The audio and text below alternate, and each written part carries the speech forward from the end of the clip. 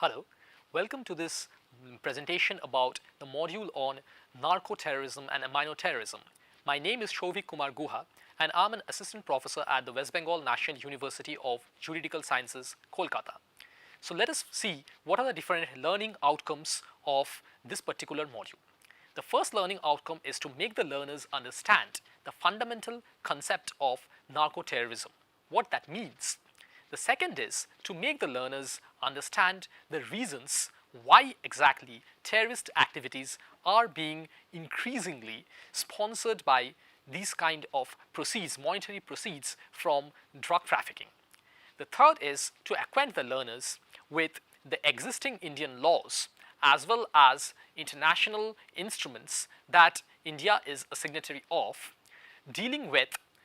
prohibition of illegal drug trafficking and money laundering with respect to these kind of narco terrorism and amino terrorism.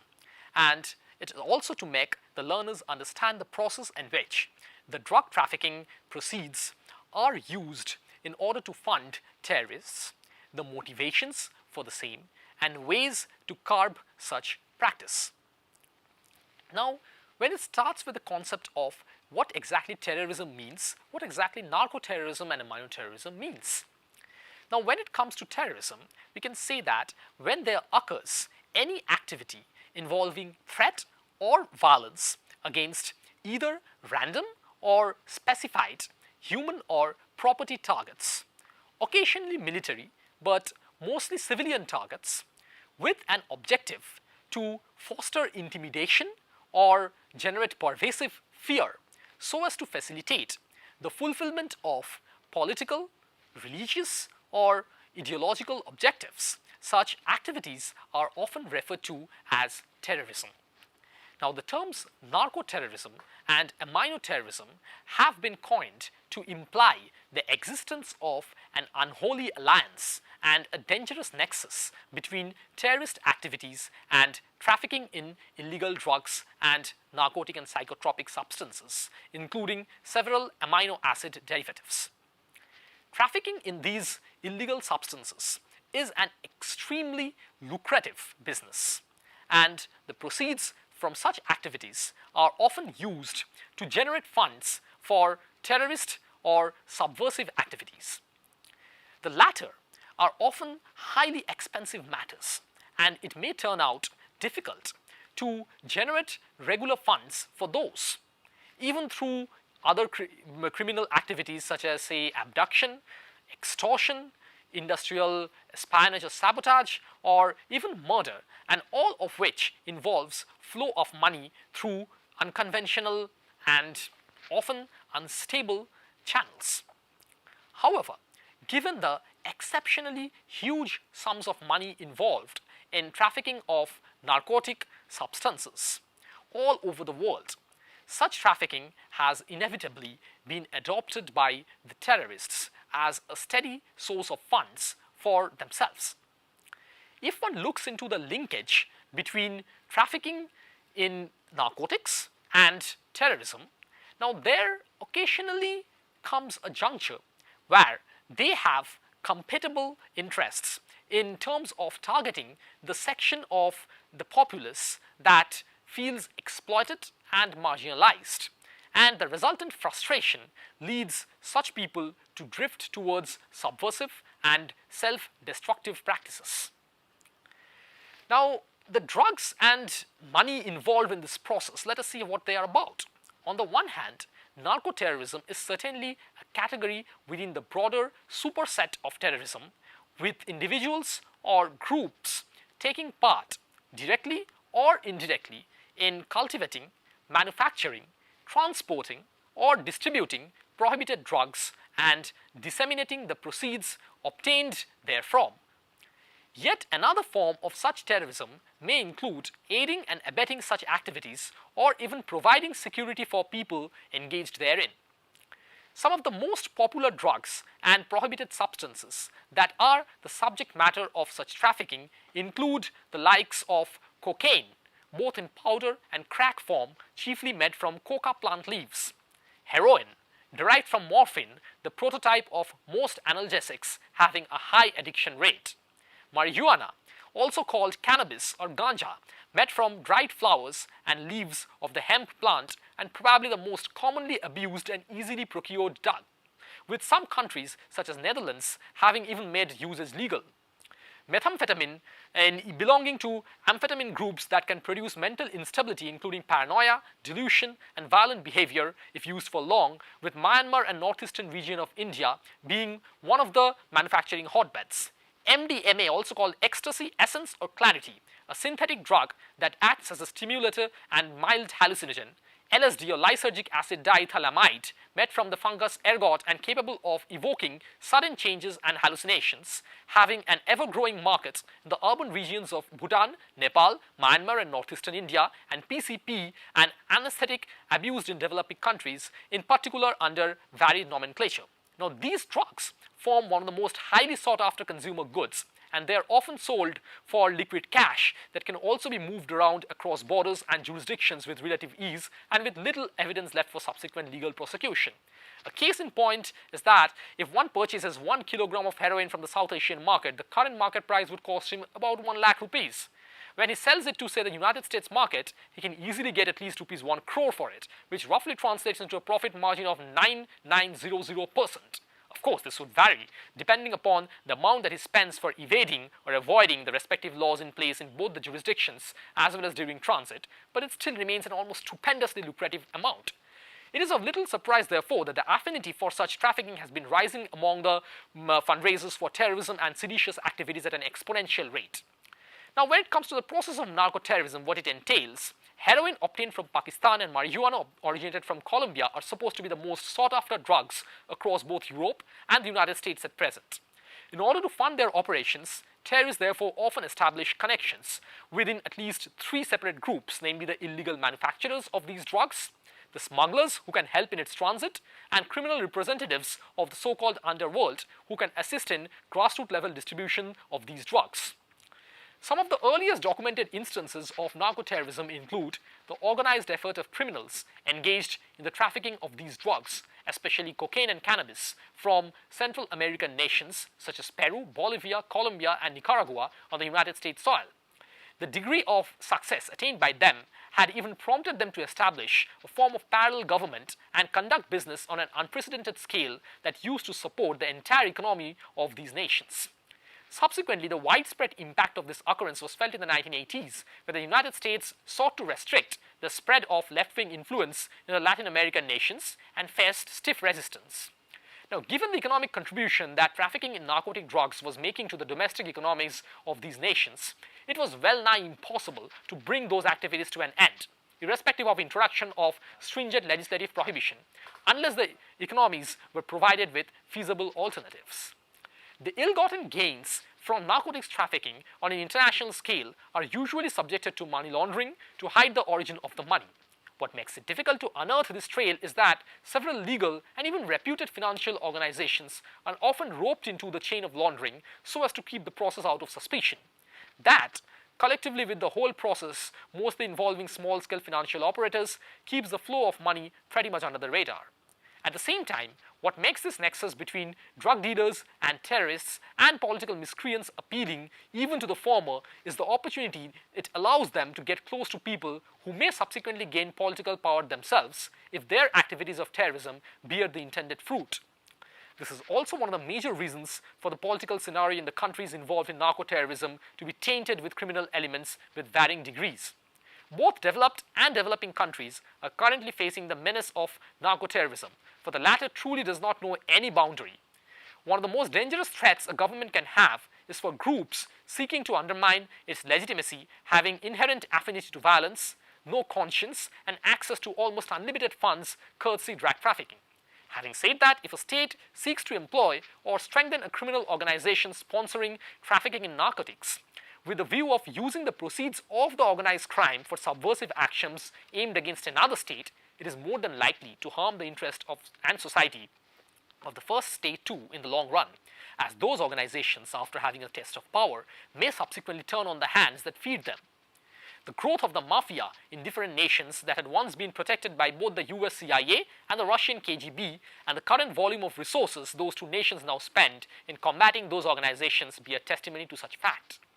Now, the question of why narco-terrorism is a social evil, if one tries to delineate the reasons why narcotics trade is of particular aversion to the society, some of the following reasons may come to mind. The link between terrorists and drug traffickers seeks to eat into the stability of the structure of the country those people operate in, fomenting corrupt practices over tendency to military options, weakened political regimes, lagging rate of development, and even regional rivalries between different parts of the country. It is a never-ending circle, since these features are born out of the linkage and strengthen the linkage in turn. Given the impact of drug trafficking on the domestic economy, all the organs of the state can even be infiltrated by the perpetrators, keeping in view the enormous profits involved. To give the proceeds a legitimate tint, industrialists and financial institutions are often made unwilling or ignorant participants in the process. In fact, every market dealing with financial trade, be it real estate, foreign exchange, stock market, media and entertainment, are targets for the subordinate operations of the practitioners of narco-terrorism. Money laundering and trans-border financial transfers form an integral component of this, so as to hide the origin of the proceeds of narco-terrorism used to sponsor terrorist activities and maintain plausible deniability at the same time. Especially in countries demonstrating an affinity to military rule, the drug money can even provide a parallel defense budget and hence act as an extra incentive for the government of the country to turn the other way when it comes to enforcement of anti-trafficking laws. The structure of narco-terrorism actually resembles an inverted pyramid form, involving greater number of people with every higher step, starting from individual cultivators of coca or poppy plants to the processors and refiners of the raw material, to the transporters and distributors of the refined drug, and those who provide protection to all these people on various levels. Now, the latter often include terrorists and occasionally even state organs. Conflicts of lower intensity as compared to full-fledged wars are often today sponsored almost entirely with the proceeds of drug trafficking in a well-planned tactical manner that is fashioned by states intending to eat into the stability of their neighbors without officially exposing their antagonism. If one can render even a sizable part of a nation's populace dependent on prohibited commodities such as narcotics, one would end up contributing considerably towards the volatility of the internal socio-political scenario of that nation, as has been exhibited by terrorist groups such as the Colombian FARC levying taxes on illegal drug traffickers, or the Hezbollah that emerges in trafficking itself, or even the state-supported Taliban who were funded primarily with narcotics money. When the terrorists get hold of such plentiful resources, they can in turn afford advanced weaponry, communication mechanisms, and sensitive intelligence, which in turn bodes ill for the target country, since financial superiority eventually changes the power equation. The case of the Kurdistan Workers' Party in Turkey, who have financed their unrest mostly from heroin trade, can be cited as an example of this,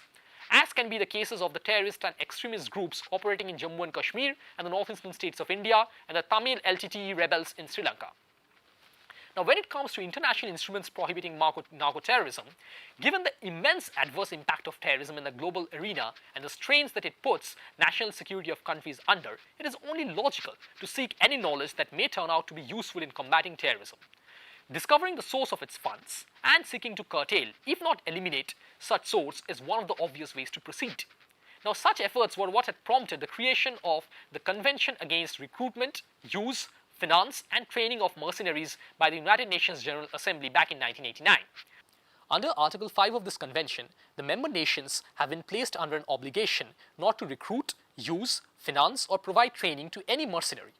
Needless to say, if a nation allows drug trade to flourish, having knowledge of the nexus between drug trafficking proceeds and terrorism, it stands accused of indirect infringement of this obligation via its contribution towards narco-terrorism. Apart from this convention, the United Nations General Assembly has also been instrumental in drawing global attention to the aforesaid nexus by adopting the International Convention for the Suppression of the Financing of Terrorism, an instrument that has already been recognized by India. The biggest contribution of this convention in the struggle against narco-terrorism is its recognition of financing of terrorist activities as a standalone piece of criminal action, regardless of whether such activities bear fruit or not. This is evident from the prohibition of even passage of money through the territory of a member nation to such end, backed with criminal sanctions, as well as from its condemnation of the transboundary show banking or shadow banking that facilitates the proceeds of narcotics trafficking to reach the grasp of the terrorists. The relationship between illegal trafficking in drugs and other forms of organized criminal actions, of which terrorism is certainly one, has also been acknowledged in the United Nations Convention Against Illicit Traffic in Narcotic Drugs and Psychotropic Substances 1988, as has been the role this relationship plays in destabilizing sovereign nations. Furthermore, a 1992 report of the United Nations International Narcotics Control Board has emphasized on the continuing threat to political, social, and economic stability of countries that illegal drug trafficking represents, especially by way of its association with subversive activities in those countries. Now, insofar as the Indian scenario is concerned, India, given its geopolitical location, has always been the focal point of terrorist attention, often with the tacit support of the neighboring countries. The latter have often sought to exploit trafficking in narcotics and psychotropic substances having an amino acid base. With the profit obtained from such activities, they have provided funding for subversive activities aimed at destabilizing the Indian political scenario, a fact that has grave national security implications. Organizations such as the ISI of Pakistan have been known to be actively involved in such matters for more than the past 2 decades, along with compelling the poverty-struck minority population across different Indian states to participate in the same. Now, had this option not been there, it might have been difficult to continue procuring steady source of funds for such activities by these countries. This situation has been substantiated by eyewitness accounts of several terrorists apprehended in different parts of India, including Jammu and Kashmir. The global shortage of morphine for medicinal use, despite there being no dearth of opium production in countries like Afghanistan, as indicated by the International Narcotics Board report, also point out the growing use of such for narco-terrorism, given the greater profits involved in the illegal usage of such products as compared to legal ones.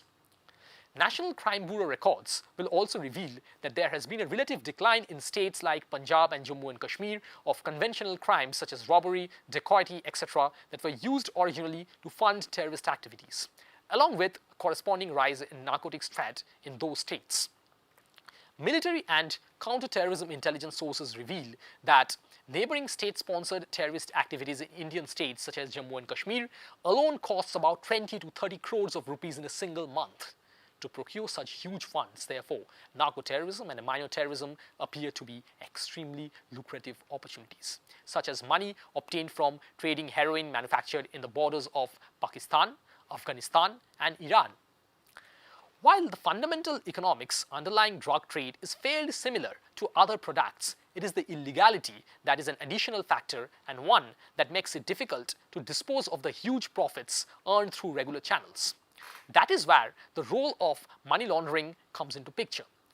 Given that almost no reputed financial institution would like to engage in transactions involving drug money, the traffickers use several unorganized yet efficient channels to move this money across borders. Once this money is funneled into investments involving legitimate businesses or similar practices hiding its origin, it is controlled by private financial organizations, especially in countries like Switzerland, Pakistan, Thailand, Afghanistan, and Hong Kong. Even legitimate businesses such as the Bank of Credit and Commerce International and the Habib Bank have been known to extensively use their resources for this purpose. Apart from these, drug syndicates also engage in various methods such as smurfing, double invoicing, investing in cross-border businesses and real estate, hawala transactions, smuggling currency, gambling, cash-kind conversion, routing the money through tax havens, and several other ways to launder the proceeds of drug trafficking and facilitating the money to reach the coffers of terrorist groups. While the Golden Crescent and Golden Triangle countries surrounding India have always been key producers of narcotics and amino drugs, India still remains the biggest legal producer of opium, a huge amount of which is diverted towards the illegal route.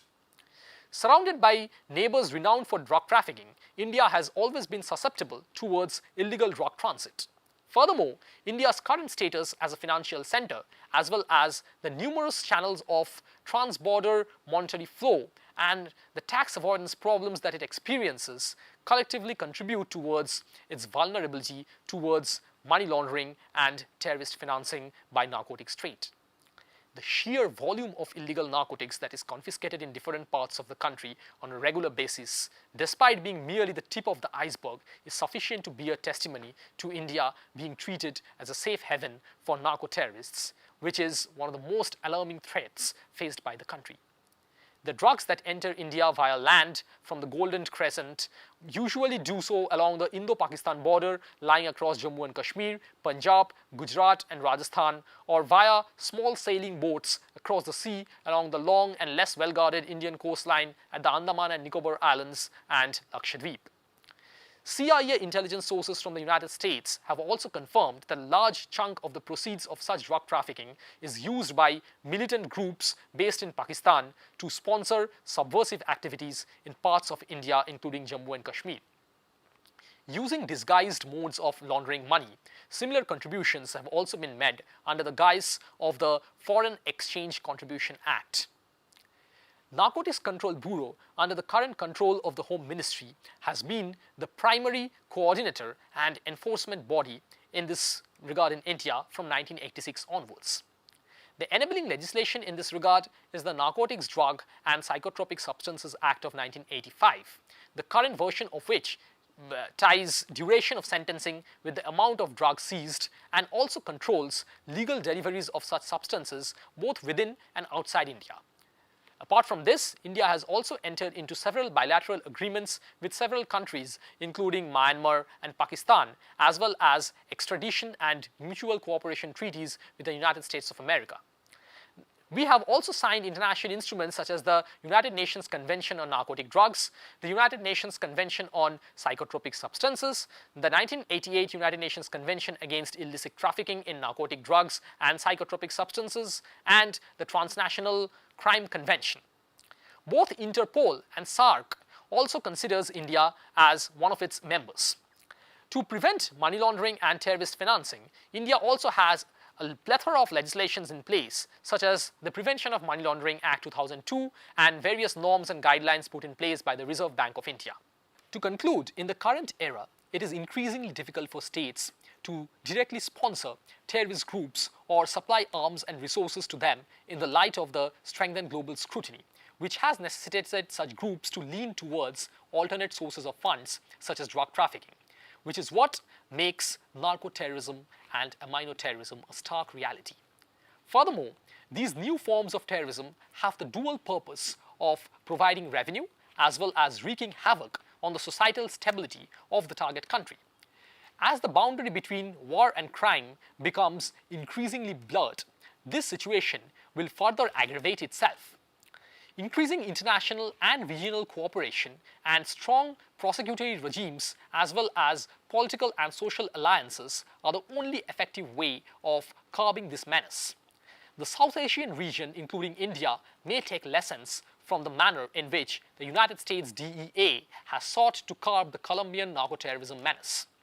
While it is not possible for the entire problem of narco-terrorism to be eradicated at one go, perhaps phased targets can be set towards fighting it, with international bodies such as the UNDCP playing a more active supervisory role. That will be all. Thank you very much.